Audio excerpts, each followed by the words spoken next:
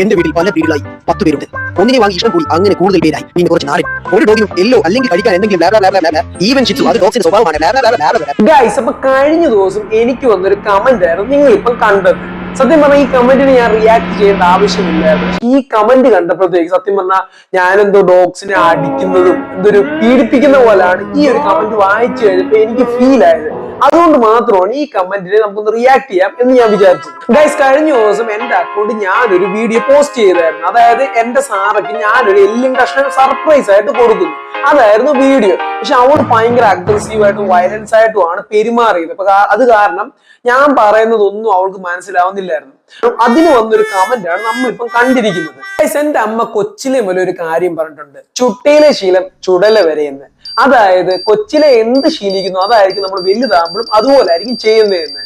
അതുപോലെ തന്നെയാണ് ഡോഗ്സിന്റെ കാര്യം. പല ഡോഗ്സിനെ നമ്മൾ കണ്ടിട്ടുണ്ട്, ഈ ഫുഡ് കഴിക്കാൻ നേരത്തെ ഈ വലുതായി കഴിയുമ്പോഴത്തേക്ക് നമ്മൾ ഫുഡ് കൊണ്ടുവെക്കാൻ നേരം നമ്മളെ കടിക്കാൻ പറ്റും. ഫുഡിന്റെ സമയത്ത് നമ്മൾ അതുവഴി നടന്നു നമ്മളെ കടിക്കുന്നു. ആ സത്യം പറഞ്ഞ കൊച്ചിലെ മുതൽ ഈ ഫുഡ് കൊടുത്തിട്ട് ആ സമയത്ത് തന്നെ ഫുഡ് മാറ്റി നോക്കണം. ആ ഒരു ട്രെയിനിങ്ങിന്റെ കുറവ് കൊണ്ടാണ് ഇങ്ങനെയൊക്കെ കടിക്കുന്നത്. അതാവാതിരിക്കാൻ വേണ്ടിയാണ് നമ്മൾ ആ എല്ലും കഷ്ണം ഇട്ടും അത് തന്നെ പിടിച്ചു മാറ്റും. അതായത് അവരുടെ ആഗ്രഹം മാറണം. അല്ലെങ്കിൽ നമ്മൾ വലുതാകുമ്പോഴത്തേക്ക് ഇവർ ഏറി കടിക്കും. ആ കടിക്കാതിരിക്കാൻ വേണ്ടിയാണ് നമ്മൾ ഇപ്പം ചെയ്യുന്നത്. അതുപോലെ തന്നെ ഈ കമന്റിന്റെ ഏറ്റവും അവസാനം പറയുന്നുണ്ട്, ഞാൻ ഇവർക്ക് ഫുഡ് കൊടുക്കാൻ നേരത്തെ ആസ്വദിക്കാനുള്ള സമയം കൊടുക്കുന്നില്ലെന്ന്. സത്യം പറഞ്ഞാൽ ഈ ഒരു പപ്പി ടൈമാണ് നമുക്ക് ഏറ്റവും കൂടുതൽ ട്രെയിൻ ചെയ്യാൻ പറ്റുന്ന ഒരു സമയം. ഈ സമയത്ത് നമ്മളിങ്ങനെ ഫുഡ് വെച്ചും മാറ്റിയൊക്കെ പഠിപ്പിച്ചു കഴിഞ്ഞാൽ ഭാവിയിലാകുമ്പോഴത്തേക്ക് തിരിച്ചുകൂടെ വലുതായി കഴിയുമ്പോഴത്തേക്ക് നമ്മൾ ഈ ഫുഡ് മാറ്റിയാലോ ഫുഡെ പിടിച്ചാലോ ഒന്നും നമ്മളെ കടിക്കത്തില്ല. അതിനുവേണ്ടിയാണ് നമ്മൾ ഇപ്പോഴേ അതിന് ട്രെയിനിങ് കൊടുക്കുന്നത്.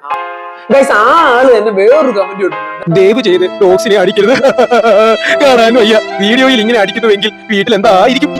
ഗൈസ്, ഞാനൊരു കാര്യം ചോദിച്ചിട്ടുണ്ട്. എന്റെ അമ്മ എന്നെ കൊച്ചിയിൽ അടിച്ച് പൊട്ടിച്ചിട്ടുണ്ട് ഈ കരണ്ടെ കളിക്കുന്നതിനും അതുപോലെ തന്നെ ഈ തീയലൊക്കെ പിടിക്കുന്നതിനും. പക്ഷെ ആ അടിക്ക് ശേഷം ഞാൻ ഇന്നേ വരെ തൊട്ടിട്ടുണ്ട്. ഇന്നാരും എന്റെ ആ പേടി എന്റെ മനസ്സിലുണ്ട്. പക്ഷെ നമ്മൾ അതുപോലെ അടിച്ചൊന്നും പൊട്ടിക്കുന്നില്ല.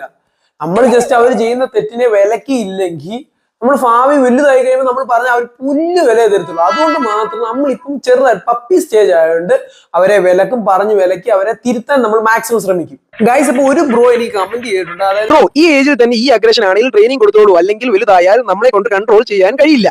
ഭയങ്കര അഗ്രഷൻ ആണ്, നോ പറഞ്ഞ് പഠിപ്പിക്കണം, അതായത് വിലക്കണം എന്ന് സിമ്പിൾ ആയിട്ട് നമുക്ക് പറയാം. അതായത് ഈ പുതിയുള്ള ചിന്താഗതിക്കാർ പറയത്തില്ല, അതായത് ഈ കുഞ്ഞുങ്ങളെ അടിക്കുകയൊന്നും ചെയ്യല്ലേ അങ്ങനൊക്കെ പറയുന്ന പോലല്ല. നമ്മളിപ്പം വിലക്കേണ്ടടുത്ത് വിലക്കണം. അത് കുഞ്ഞുങ്ങളായാലും ശരി, ഡോഗ്സ് ആയാലും.